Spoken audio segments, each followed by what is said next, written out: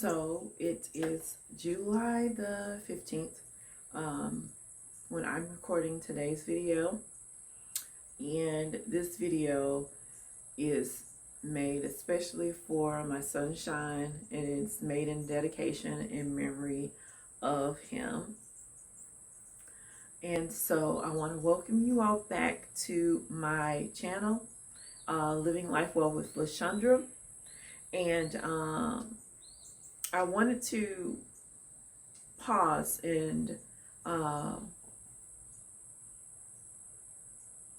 take a moment to dedicate this space and this message to my sunshine, little Henry.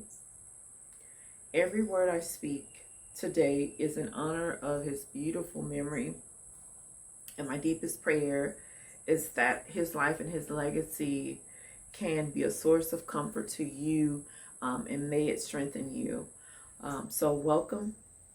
If you're struggling with living with grief, then this video is just for you. It's something to not just survive grief, but carry it daily and still live your life well.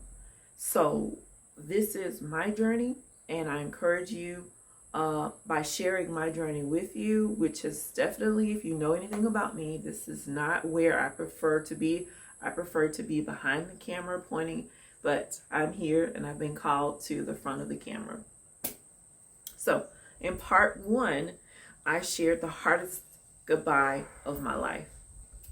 And that happened 4 years ago. My husband and I, we were expecting our third child, our first son, and then shortly after welcoming him, he had to go back to be with the Lord. And so I still don't understand exactly what all God is up to and what he's doing, but I do trust him completely and wholeheartedly, which has been a difference in the way that I grieve. And so God's plan is higher than mine. It always will be. I never will have all the words to say what God is doing, but I do know that he's up to something, and he's always doing things for our good. So today we will dive into part two, and I'm going to talk about how to keep standing, how I, as a wife, as a mother, and as a daughter and a child of God, have embarked upon this journey, and how God has just been pulling me through grief bit by bit. He's been restoring my joy, and he's shown me so many but God moments. So moments where I think it's going to go one way, and I think it never can get any better, but holding on to hope. It is definitely a strength. It's a fruit. It is a part of the armor of God. It is a part of his word and what he desires for us all to continue to live this life with hope and faith and trust in him. So we'll talk about how God can use our deepest pain for his divine purpose, and how we can intentionally seek joy. I also share ways in which you can help someone who is dealing with grief, and help them to live their life well. And so I ask you to grab a cup of something to drink and spend some time with me as I share how joy does come in the morning, and how it happened for me, and how it's continually unfolding as I walk day by day, moment by moment, with God leading me. So, okay. So for the but God moments, they have been the times where I have within my heart of hearts felt God's love for me. because it draws me closer to Him. It has drawn me into a relationship that is more than I've ever thought of, imagined before. And He's loved me through people I've never met before. Strangers, they've been pretty much angels, acting as His angels. So people, I may have seen them one time or not at all. And they have been used by God to minister to me. And so maybe you're going through moments like a hard time right now, but God will use strangers to come to your aid and to minister to you in the most unexpected and imaginable, most beautiful ways. I've also saw on the flip side of that, people that I have loved and poured into in one way or another, and I've shown up for them, but it was not reciprocated. And so He has shown me the need for separation, or so cutting off those relationships that are not fruitful. And so the people, I still love them, but there have been people that I never would have thought we would be separated from each other. And it's a natural separation, not where there's a falling out. It's just where I haven't heard from you, or you're not on my mind to call when something is going on, or and it's not anything that has happened. It's just been a natural separation. And on the other side, like I said, God has just put strangers in my life, and He sent me people who were strangers who become more of a friend than I've ever imagined. And they have poured into me, into my family. And that has been so beautiful to see. And as I said, back in 2023, that word joy was really heavy on me. And so I intentionally would seek moments of joy. And that slowly helped to break that grief slowly. And helping others. It has been one of the most amazing tools that when you're in need, help somebody, and then your needs will be met. And I tell you, it doesn't make sense, but it makes all the sense when you are being led by the Spirit, because I can remember being in the hospital for so long. It seemed like a long time, but and then that whole time of being pregnant and just, not unable to get out and go and do things like I normally would. So my energy levels were just low. But afterwards, I had, and after my recovery, I would go out and to help neighbors. So specifically people who were elderly, I would try my best to find a way to help them. And that was so rewarding and such a healing process for me. And it has been a journey like no other. So, Bereaved Parents Month. It's approaching. July is National Bereaved Parents Month. I had no idea about this month until July of 2022, when my husband and I became parents of a third child, and then bereaved parents in the same month. And the month of July is the month that is used to celebrate National Bereaved Parents Month. There are a number of ways that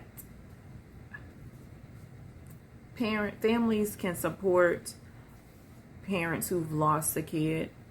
And so one of the ways that they can support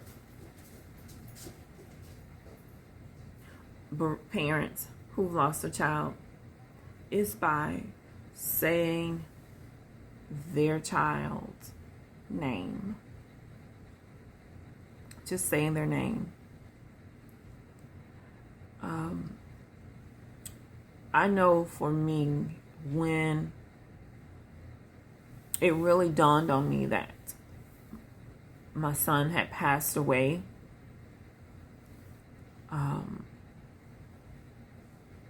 all of the hopes and dreams for him had passed away.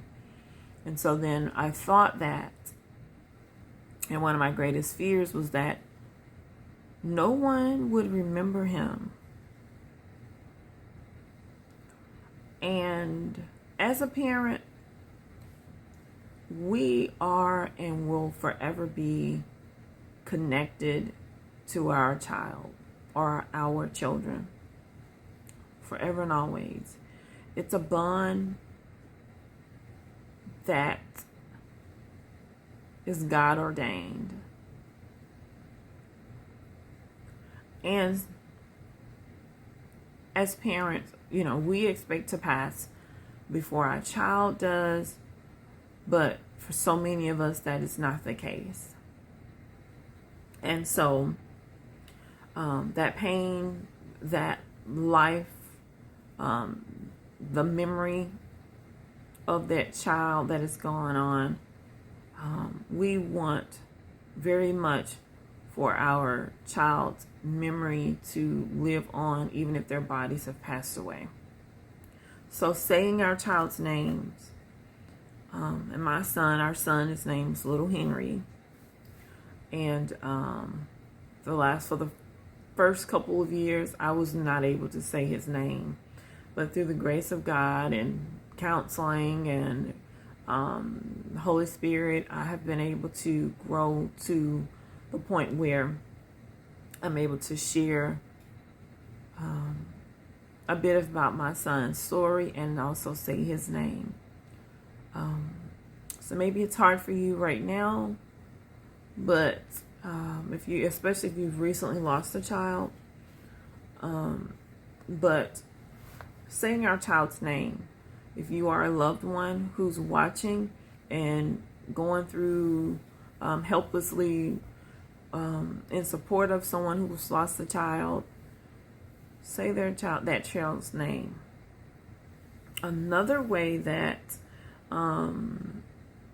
families can support a grieving parent is to remember special dates, birthdays, and then also the day that child passed. You can write it in a calendar, save it in your phone. On those special days, you can do things as simple as send them a text message with a cute little emoji or something. There are a number of ways that you can support a person who's lost and still dealing with that grief of losing a child, because it's 4 years, but the love, the pain is still very raw and still very real. It's just God has allowed me where I am now to be at a place where I can use this pain and my experience to help someone else.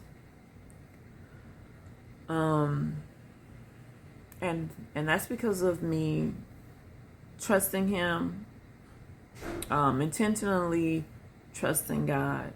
I have a cousin whose voice I still hear when we were going through the thick of things with my son.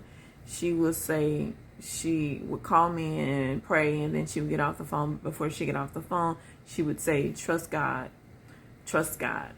And all throughout that whole time, I would hear her voice saying, trust God. And God has used her voice to minister and to be a reminder for me to trust him. And it's been beautiful. It's been very powerful, very impactful, because a few years ago I was not able to share my story at all. I didn't even want to think about my story. I wanted to put it so far on a shelf and leave it there and never pull it down. But one of the things that the therapist I had, she told me, she said that I just threw myself into my work. And she said, LaShondra, all the things that you're doing, the grief is still there. So I literally was working myself down. I mean, going from 6, 7 o'clock in the morning, not able to sleep at night. The only thing I wanted to eat included Chips Ahoy, chocolate chip cookies, and that wasn't good. But I would make myself eat healthier things. I did not want to exercise at all. But I've gotten to a place where I am exercising daily. And so, but one of the other things that my therapist, who became more of a friend, she said that when we have experienced grief and trauma, that we try to take that grief and trauma, maybe it's a book, and set it on the shelf. And so this shelf has all of our things. Just, imagine that has all the things that we are dealing with, and that book, that grief is still there. And so we try to keep it on that shelf, but it's not where it's going to stay. And so it falls in our laps, in the most unlikely of places. So maybe in the grocery store, maybe it's by watching a commercial that's on TV. Maybe it's by hearing a cry or smelling a scent, or something that reminds us of that loved one, and it stops you in your tracks.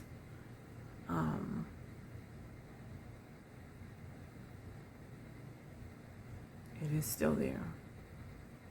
And so what we have to do is take it moment by moment.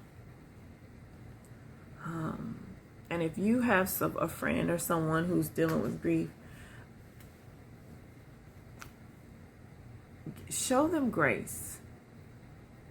You may invite them to a party or to come to something, some type of an event, and they may not show up. Show them grace. That is one of the most wonderful gifts you can do, is just show them grace. And then show yourself grace. If you're the one going through this, show yourself grace. Because for me, like I said, I would just throw myself into my work and try to hide the grief. And then when I finally had some type of trigger I could not function for the rest of that day. And my girls, my husband and I, we homeschool, so you're going to hear kids in my background because they're always with me. They were always, and they always have been right there watching me. And so I wanted to show them a mom who appeared strong.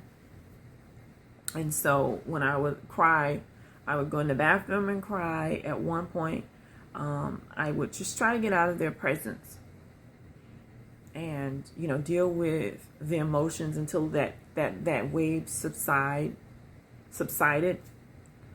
But I have to show them, and we have to show our children, our loved ones, our vulnerabilities, because they too will have moments like this. And I don't recall seeing many moments of watching family and loved ones, parents, go through grief and show me how they went through it. I did not see it, but I know they went through it. And it just appeared that they just kept going. And that's not the case. I know they were probably just hiding it all along. For me as a mother, I have a mission from God to train up. My husband and I have a mission to train up our girls, our children, in the way that they should go. And even in those hard moments, they need my example. They need to see mom not have it all together and still give God the glory and the honor that is due to him. And so,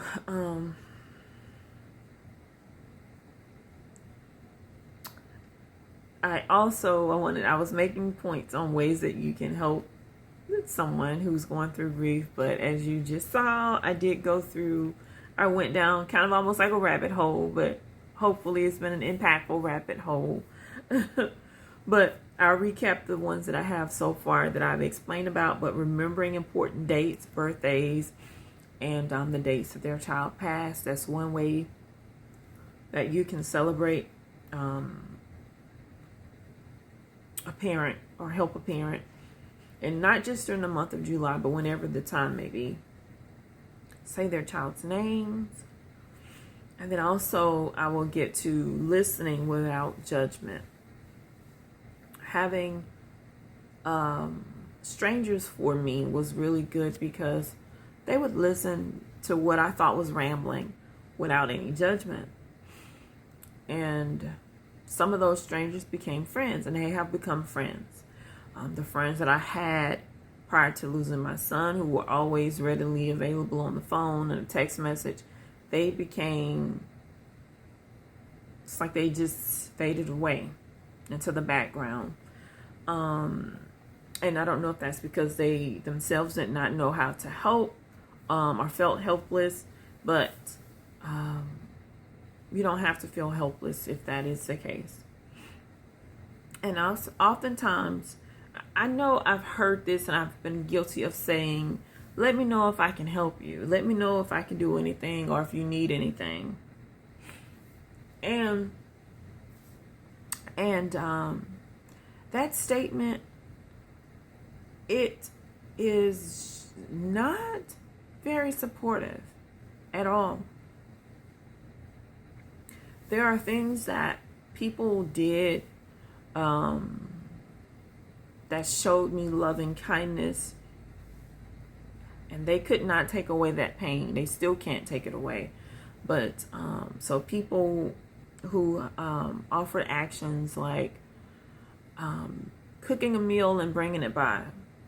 My mom was notorious for it. She would cook food and just come by. Food for weeks. I had because our home life was so interrupted. So like things like mowing the grass, and cutting back weeds and things in the yard, they became farther from our need to do. So my dad, my dad, he came by and he mowed the yard for us. I've had people to just send me cards and speak kind words,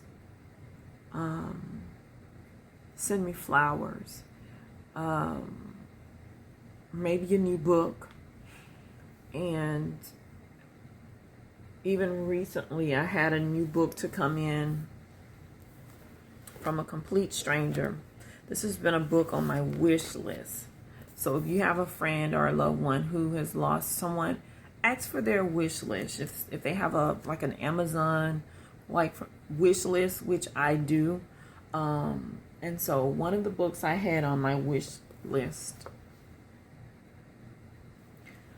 it arrived back in February. Let's see. Yeah, it arrived in February from a complete and total stranger. I never met this lady before, but she went to my wish list and she purchased this book, this memory book. And it has been one of the most thoughtful acts of love that I've received from a total stranger. So you can be a friend and still do this as well. But I'm just so thankful to this lady who gifted me this book off of my Amazon wish list. And so that's one way that that's another way that you can support a parent who has lost a child, and just show up, just be a part of their lives. If they have something going on, just show up. I had a friend who we have a set of friends, my husband and I, and we chose them to be the godparents of our daughters, of our children. And we chose really, really well because they have been such a joy. Anytime we're together, it's hard to leave them. So they would send us fresh produce during the summer. And at our son's service, we did not plan, like my husband and I, we do all these programs. We have a printing company, and we were not able to do any of that for him. So like a program, we were not, it was the last thing on our mind. But we had friends to show up. And one friend in particular, a couple friends, they just came. And our service for our son was during the weekday, so the churches, the musicians were not there, the normal musician. But our friends who just showed up brought their talents and helped to usher in the Holy Spirit while my husband gave the eulogy. And that memory has been engraved in my mind because they used their talents and they showed us love. So whatever your talent may be or your gift may be, there's a way that you can show a bereaved parent love. During the month of July, I'm trying not to, I'm getting the tears keep welling up, but during the month of July, there are colors that are significant to bereaved parents. One of them being a bright yellow or gold,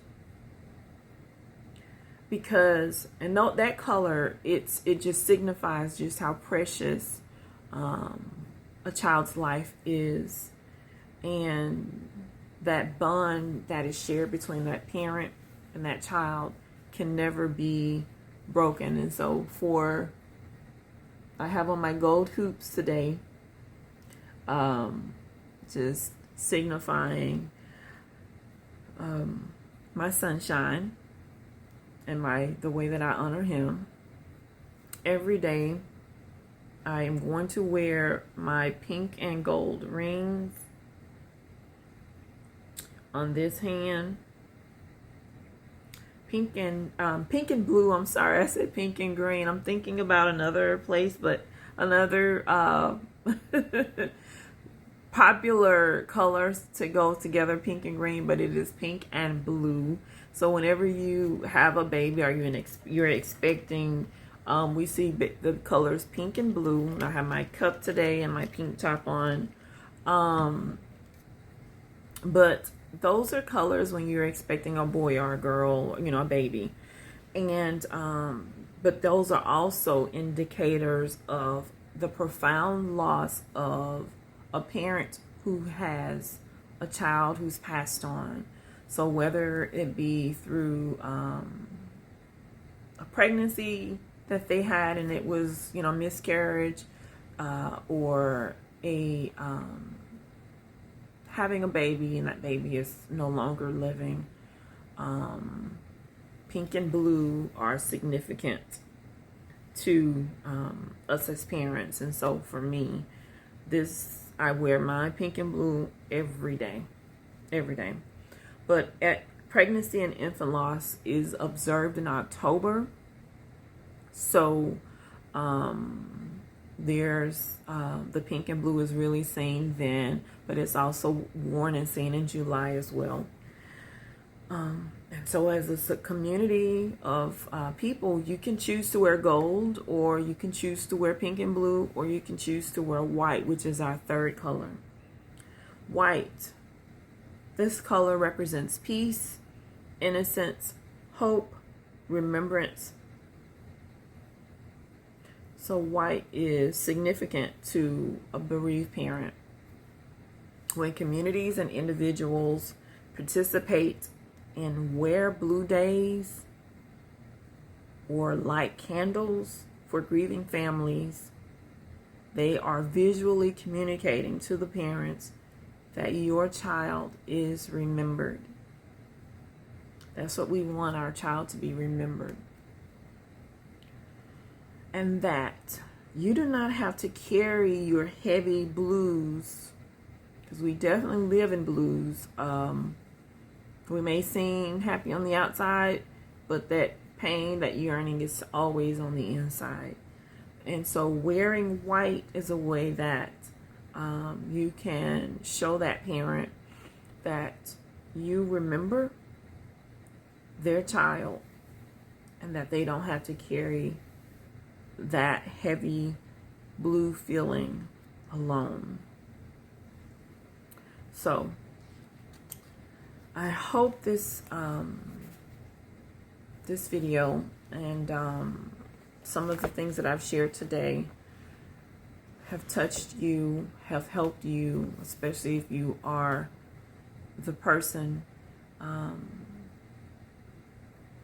who's in the middle of grief right now and it's real heavy. You are not alone. And then I will give you this scripture because with grief, you always feel that heaviness, and our bodies go through different things. Our emotions and our feelings go through different things. But God, He remains steadfast. So in Matthew chapter 11, verse 28, the scripture says, "Come to me, all you who are weary and burdened, and I will give you rest." So He invites us to come to Him. I encourage you to take that grief, that pain, Direct it to the one who can do something about it. And let him have it all. Don't hold back, because God can handle it all. So, as you walk in your and through the grief, this grief that you may have, or that you're supporting someone who has, pray with them, pray for them. And as you're going through that grief, pray to the one who can handle it, the one who cares, the one who ordained it. And watch what he does. Just watch him. So, I will leave you with these words. I pray that you will live your life well, and may the joy of the Lord be your strength. Bye.